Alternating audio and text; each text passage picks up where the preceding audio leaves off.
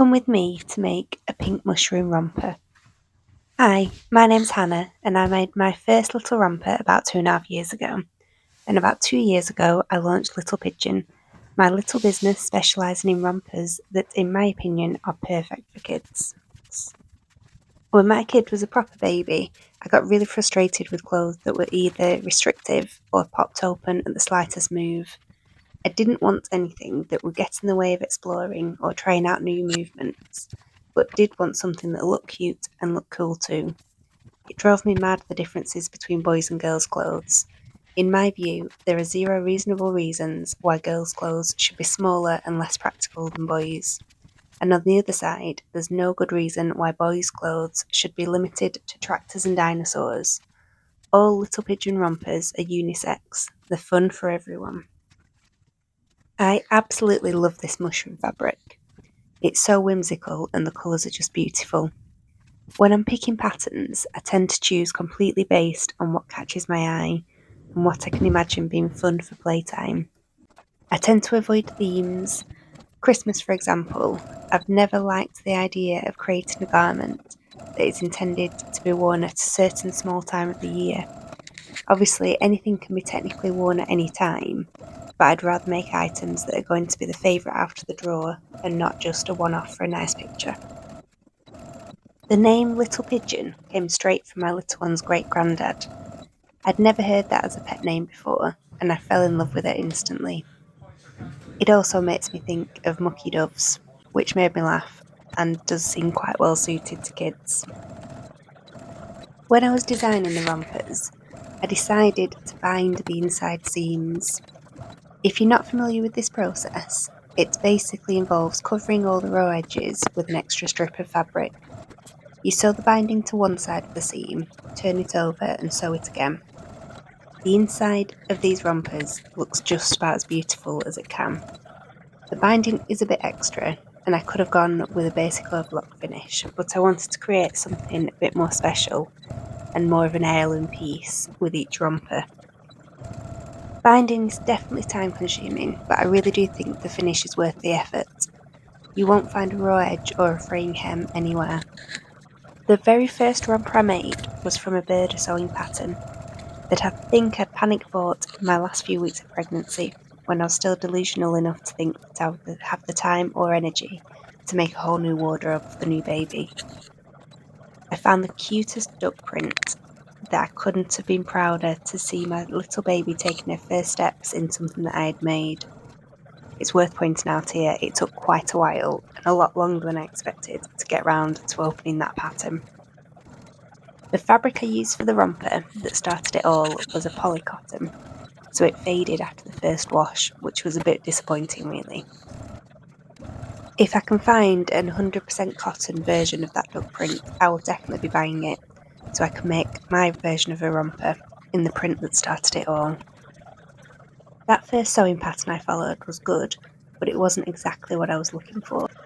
My goal for the romper was a piece that could be grown into, but wouldn't look like it didn't fit at all in that too big or the getting a touch small phase. The body has a slightly oversized fit that can be comfortably layered up for when it's a bit colder, but not too oversized that it's baggy and falling down. The legs have a turn up, which looks great turned up, but can also be folded back down when it starts to get a bit short in the leg. I also made sure to leave plenty of space for a nappy. When I was looking at fabric choices, I decided cotton was the only way to go. It's soft and breathable, which is perfect for not irritating baby skin. You don't want anything too harsh that's going to suffocate the skin or just be uncomfortable. Cotton's also very durable, which makes it a dream to wash. My little one has spent the afternoon literally caked in mud, and after a quick soak and a wash, you would never be able to tell. The prints are also quite good at hiding any marks that you don't want to stand out and be so obvious. Another great thing about cotton is it's biodegradable, so when the romper has had its final play and it can't be fixed or passed on, it can go back to nature. If I can pass on one piece of advice in this video, it would be to never skip pressing seams. I know it can be a pain, and I absolutely used to skip this stage all the time, but a nicely ironed seam can really make the difference to your final product.